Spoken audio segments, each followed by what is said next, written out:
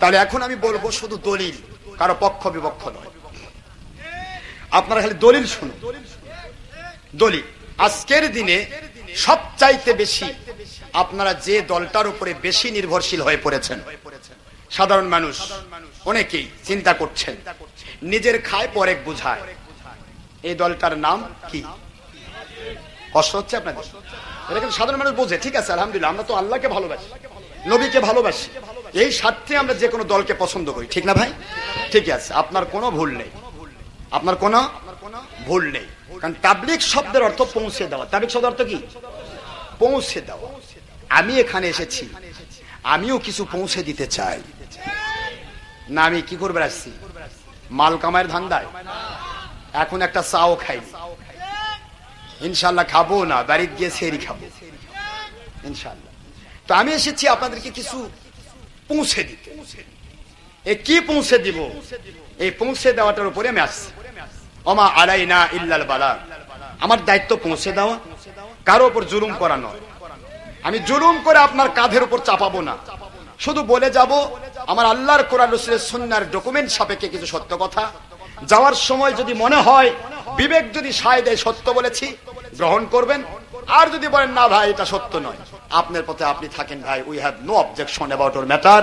কিয়ামতের দিন দেখা হবে আপনি কয় নম্বর দল করেছেন ইনশাআল্লাহ। তবে আজকে আমি জুলুম করছি না, শুধু বলছি শুনুন। আচ্ছা বলেন তো, মা বাবার খেদমত করা কি ফরজ? স্ত্রীর হক আদায় করা কি? সন্তানের হক আদায় করা কি? হালাল রুজি কামাই করা কি? সব ফরজ। আচ্ছা, স্ত্রীকে পর্দায় রাখার চেষ্টা করা কি? নিজে যেমন খাবার খাবেন স্ত্রীকে তেমন খাওয়াবেন, এটা আমার নবীর হুকুম না? আচ্ছা, সব কিছু ছেড়ে দিয়া যদি কোনো ভাই আল্লাহর ভালোবাসার নামে, নবীর ভালোবাসার নামে আল্লাহর দেওয়া প্রায় 20টা ফরজ অতিক্রম করে আপনি যে এখান থেকে ঢাকায় যায় মসজিদে মাকাচ্ছেন, কোন ফরজ আদায় করার জন্য? এতগুলা ফরজ তরক করেছেন। আপনি মসজিদে গিয়ে, এখান থেকে মসজিদে গেলেন, যাওয়ার পরে 3 চিল্লার নামে ঢুকলেন। রাগ করে না 3 চিল্লার ভাইয়েরা? আমি কিন্তু বোঝার জন্য বলছি। আপনি সারাদিন চিল্লা মারেন, জীবন চিল্লা মারে দেন, তবে আমি এখানে এসেছি আপনাদের দায়িত্ব নিয়ে যে আমি বুঝে দিব, এরপর আপনি করেন, আপনার দায় আপনার থাকবে। কিয়ামতের দিন আমি আল্লাহর কাছে বলতে পারবো যে আসলে আল্লাহ পাকে বলেছি, তারা মানেনি। কি ঠিক না? ঠিক। প্রশ্ন হলো আপনি কি করছেন? আপনার তো টার্গেট যাবে আল্লাহর সন্তুষ্টি চাই, আমার নবীর সন্তুষ্টি চাই, এই টার্গেটে আপনি যাচ্ছেন, ঠিক আছে? তাহলে যাচ্ছেন টার্গেট নিয়ে আল্লাহকে সন্তুষ্ট করার জন্য, কিন্তু আল্লাহ কি বলেছেন আপনার স্ত্রীকে ফাঁকি দেন? আপনার বাড়িতে স্ত্রী আসছে কি তালগুড় খাওয়ার জন্য? তার বাপের বাড়ির সব খাবার থাকার পর আপনার বাড়িতে কেন আসলো?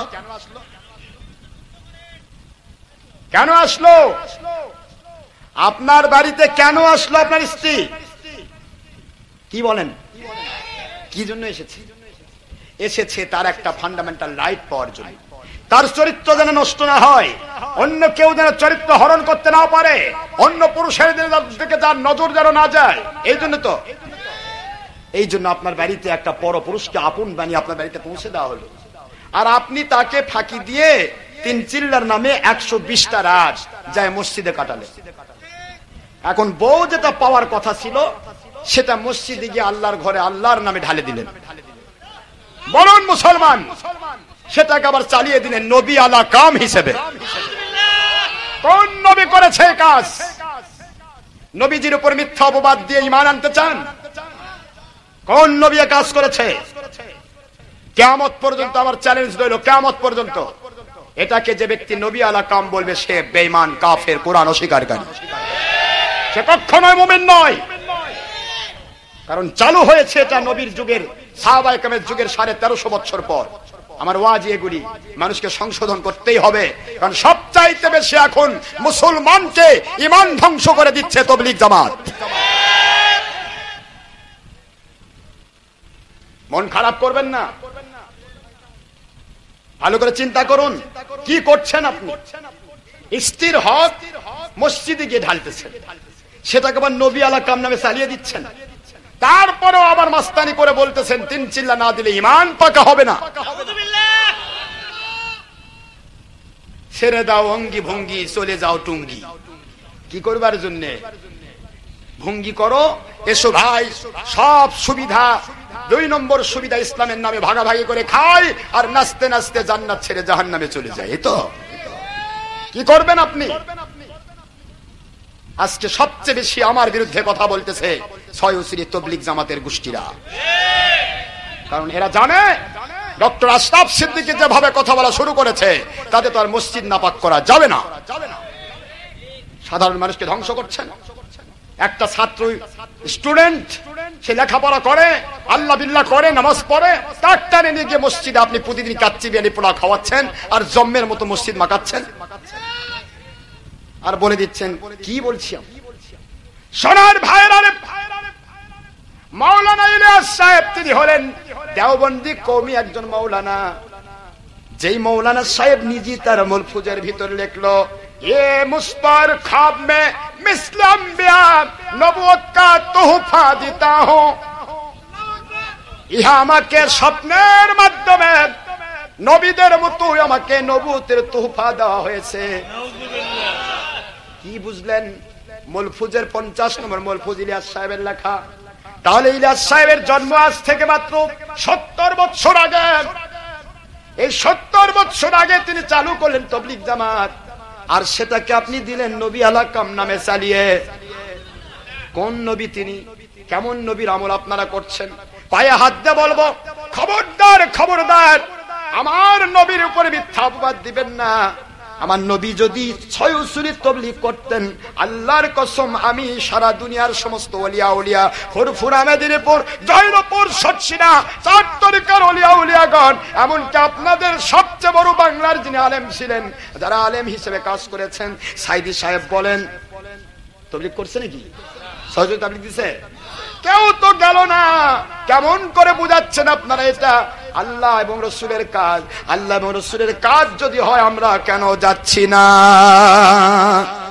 কেন যাচ্ছি না আমরা? কি বুঝাচ্ছেন?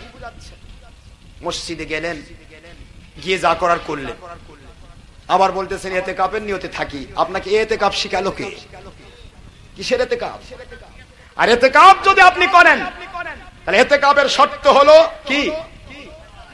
রোজা রাখা। রমজান মাসের এতেকাফের শর্ত দিচ্ছে, এই তো রমজান মাসে থাকে, মসজিদের মধ্যে 10 দিন থাকে। ওই এতেকাফের সিস্টেম আছে। রমজানের শেষের 10 দিন এতেকাফ করার নিয়ম। এতেকাফ করার কারণ হচ্ছে 1000 মাসের চাইতে উত্তম লাইলাতুল কদর তালাশ করা। আপনি মসজিদে যায় পিকনিক করতেছেন কি তালাশ করার জন্য? কি তালাশ করছেন আপনি? এবং সেই জিনিসটি করতে গিয়ে আপনারা আজকে হক্কানি ওলিদের দুশমনি শুরু করেছেন। আগুনে পা দিবেন না, পা সহ পুরা মাথা পুড়ে যাবে। কোথা থেকে নাজিল হয়েছেন? যেভাবে শুরু করেছে হক্কানি ওলিদের দুশমনি, যারা সত্য কথা বলবে তাদের তারা ভণ্ড বলতেছে। সত্য বললেই ভণ্ড। আবার মসজিদের মধ্যে আমাদের বিরুদ্ধে লিফলেট ছড়াচ্ছে, মিথ্যা কথা বলতেছে, ওই ভণ্ড ভণ্ড। আমরা ভণ্ড? কিয়ামত পর্যন্ত চ্যালেঞ্জ রইল, তোর 14 গোষ্ঠী শুদ্ধা একদিন ডক্টর আশরাফ সিদ্দিকীর সামনে আলতাফুন্না সামাতে বস, তোদেরকে আমি জালিয়াত প্রমাণ করে ছাড়বো ইনশাআল্লাহ। এত পারিস না?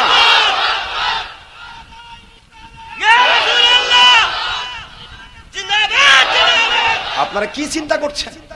যারাই সত্য বলবে তারাই ভণ্ড, আর আপনার সাথে 2 নম্বরই করে সে হক। মন খারাপ হয়ে যাচ্ছে, তাই না? হুজুর যা শুরু করছে, হুজুর গীবত করতেছে। আরে গীবত না, ভালো করে শোনেন তাহলে বুঝবেন সব। এতেকাফের নিয়ত আছে, শর্ত আছে, রোজা থাকতে হবে এতেকাফ অবস্থায়। এগুলা কথা বলবে কে? বলার দরকার নাই তো। কারণ আজকাল বেশিরভাগ সময় দেখা যায় মৌলবি মুন্সি যারা মসজিদের ইমাম মুয়াজ্জিন, তাদেরকে তো একবার বোবা বানিয়ে দিছে। এমন বোবা বানাইছে, এই উল্লাপাড়ার এক কেন্দ্রীয় মসজিদের ইমাম, সে ফতোয়া দিছে এই তবলিগি 6 চিল্লার সাথীদের খুশি করার জন্য, যে মসজিদে বউ নিয়েও থাকা যাবে, এবং বউ নিয়ে থাকলে যে সন্তান হবে সে সন্তান নাকি আল্লাহর ওলি হবে। এরা কত বড় জালিয়াত হলে কথা বলতে পারে। আমাকে ডাকা হলো, আমি সেখানে দিনের বেলা মুক্ত মঞ্চে মাহফিল করেছি। আমি দেখেছি আপনি কয়টা আল্লাহর ওলি জন্ম দিচ্ছেন, আমি দেখতে চাই। ও ভয়ে সব শুদ্ধা পালিস। ফতোয়া দেওয়া যায়?